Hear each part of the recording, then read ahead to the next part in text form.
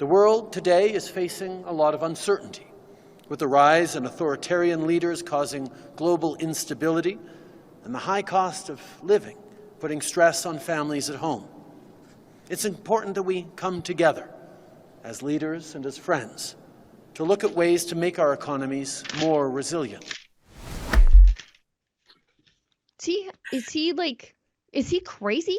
Like, first of all, the rise of authoritarianism. Okay, Mr. Emergencies Act. Then he talks about the high cost of living. And I'm like, okay, Mr. Overspending causing hyperinflation plus a carbon tax. And then that we all have to come together. And I'm like, you just spent 3 years keeping us apart and banning us from visiting to see our families. Like, are we hard of remembering? I don't have dementia. Does he? Joe Biden does. But does Trudeau? Is it contagious like that? Well, I think the drama teacher is brilliant at the words that come out of his mouth. The question is, why is he saying it? But I guess after this, the only two things we have in common is being Black and believing that there is a rise in authoritarianism in countries like Canada. You know, it's a clown world. When you think of, if you were to pick a country that has become more authoritarian, it would be Canada, from where we were, let's say 3 years ago to now. So what country is he trying to aim this at? We saw that he never takes a hard stance when it comes to China. I mean, look at everything that's happened to the Muslim Uyghurs or the Falun Gong or anything like that. He doesn't talk about that. Hong Kong, even with what's happening in Iran, it took him forever to speak out about that. So my question is, who exactly is he aiming this fake speech at? Yeah, I think maybe Mexicans. I'm not sure, because even Americans are looking upon Canada with horror. Like, Americans are like, even Biden voters think Trudeau's an idiot. And so that's saying something. But like the idea that you would round up peaceful protesters in the nation's capital is outrageous. The idea that you would seize their bank accounts is outrageous. That you criminalized peaceful protest and turned it into mischief, and then incarcerated, in the case of Tamara Leach, for weeks, a nonviolent criminal who did nothing except really embarrass you and say, hold the line.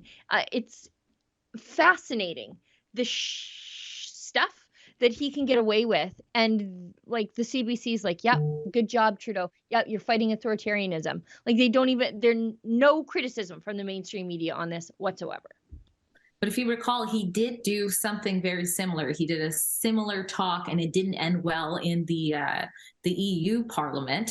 And there were some MEPs that were not having it. You know, they went up. I think Christine Anderson was one of them, and was like, basically, why are you here? And don't talk about freedoms. You know what I mean? And so he got away with it. Maybe he's just been saving this speech for when he could say it without that backlash. Yeah, let's move on. We have so many clips of Trudeau just saying I know, when stuff. I saw that, I was like, really, it's too early to watch this much Trudeau. Thanks. And yeah, because you're an hour earlier than me even. It's before lunch, and so that'll turn you off your macaroni and cheese pretty fast. But it's all just the same stuff. It's all the same stuff. Trudeau's saying we have to be careful about authoritarianism because he's jumping on the Putin Ukraine war bandwagon. I think maybe that's who he's talking about. Yeah, you're right. That is. Without being like, oh, what's this? What's this, me in the mirror? That I like,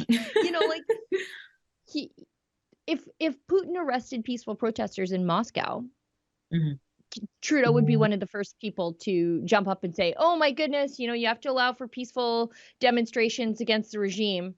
I arrested a bunch of people in Ottawa. So it was just on and on and on. It's like I just did an Access to Information story about the 2020 Press Freedom Conference. And that was like, we're actively suing Justin Trudeau for access to the debates, and journalists are getting manhandled, you included.